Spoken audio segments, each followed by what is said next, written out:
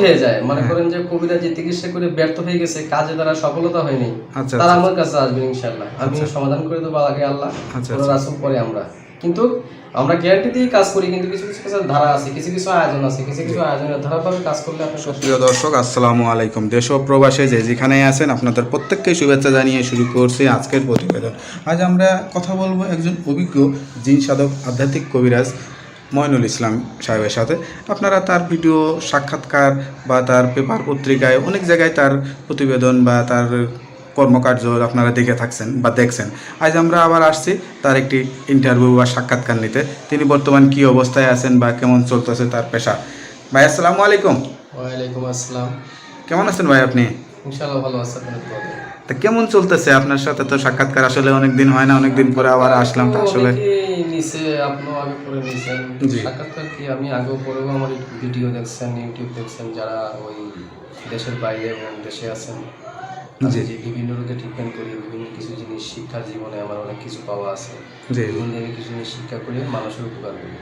মানুষ আপনার থেকে উপকার পেয়েছে, সেটা আমরা আগেও দেখেছি বা আগেও করছি, কিন্তু এখন ইদানিং এত হয়ে গেছে মানুষ আসলে কি বলবো, মানে কবিরাজ যেটা মানে চিকিৎসা সেবা বা মানুষের যে সেবামূলক, এটা আসলে মানুষের মন থেকে উঠে যাচ্ছে বা বিশ্বাস করতে যাচ্ছে না, গ্রহণযোগ্যতা কমে গেছে। আপনার কাছে কি মনে হচ্ছে এখন? মনে করেন বিশ্বাসযোগ্যতা কমে গেল, দেশে কবিরাজের অভাব নেই, কবিরাজ দেশে আছে, কেউ ভালো কেউ খারাপ, এবং যে সবার দ্বারা সব কাজ সমাধানের কোনো কথা না, কারো দ্বারা হইতেও পারে, কারো দ্বারা নাও হইতে পারে, তবে মানুষ চিকিৎসা করতে হবে। বড় বড় ডাইরেক্টর তো সে মনে করেন যে আলেম হয় না, ঠিক আছে, তার ভিতরে গুণ থাকতে হবে। বিশ্বাসযোগ্য বলে মানুষের মনে, বিশ্বাস না করলে কোনো কাজ সমাধান হয় না, বিশ্বাস করতে হবে। তবে মনে করেন বিশ্বাস যদি থাকে মানুষের, তাহলে আমি চিকেন করি, এর দ্বারা অনেক কিছু মানুষের। আপনার কাছে এখন কি ধরনের রোগী বেশি আসতেছে? রোগী বেশিরভাগ আসে ওই যে স্বামী স্ত্রী অমিল, আচ্ছা আচ্ছা, তারপরে ভাই ভাই মিল নাই, তারপরে মনে করেন যে শত্রুতা মিলে ফেলায়, জায়গা জমি নিয়ে মামলা, তারপরে মনে করেন টাকা নিয়ে আটকিয়ে রাখছে, এরকম কিছু রোগী আমার কাছে আসে। ভালোবাসা করে ব্যর্থ হয়েছে, মনের মানুষ ফিরে পেতে চায়, বেশি করি মনে করেন জীবন তো পড়াই হয়ে থাকে। যারা বিদেশে চলে গেছে, দেশে বউ থিয়ে তারা তো অনেক পরকীয়া চলে গেছে, তারা মনে করেন যে অনেক দুষ্কৃতি ভাবে আমার ফোন দেয়, ভাই এইসব সমস্যার কাজ করেন কিনা, এগুলো তো আমি ইনশাল্লাহ করি আল্লাহ রহমতে। তা আপনার কাছে চিকিৎসা নেওয়ার জন্য কি শুধু ফোনে যোগাযোগ করলে হবে, নাকি আপনার ঠিকানায় এসে যোগাযোগ করলে ভালো হয়? ফোনে যোগাযোগ করে, অনেকে বাড়ির ঠিকানা মতো আসে, ঠিক আছে, অনেকে আবার মোবাইলের মাধ্যমে করে। আপনার ঠিকানাটা একটু বলে দেন। ঠিকানাটা তো আমার মনে করেন যে জন্মস্থান বাড়ি হলো আপনাদের শীষে, ওই সিলেটে, জি ঠিক আছে, শ্রীমঙ্গল নাম শুনছেন অনেকে, শ্রীমঙ্গলের জন্মস্থান বাড়ি।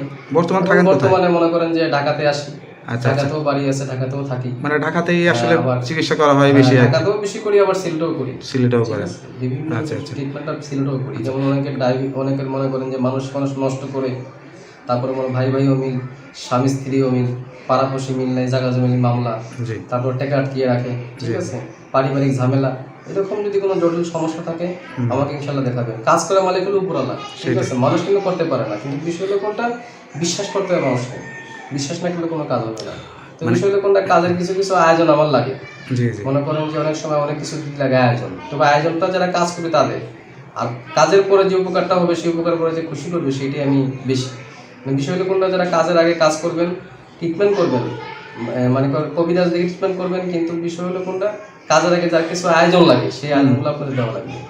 আচ্ছা আচ্ছা আচ্ছা, না অনেকে আবার এইটারই মনে করে যে এরা মানে এটা একটা ধান্দা করে বা টাকা পয়সা নেয়, অনেকে কিন্তু এইসব ধারণা করে। এরকম তো বহুতই আছে, কবিরাজ দেখলে তো হবে না, তার ভিতরে গুণ থাকতে হবে, দক্ষতা থাকতে হবে। আপনি তো একজন অভিজ্ঞ কবিরাজ, এটা কতদিন ধরে আসলে? অনেকদিন থেকে করি, প্রায় কত বছর? 30-35 বছর থেকে। 30-35 বছর থেকে আসলে, হ্যাঁ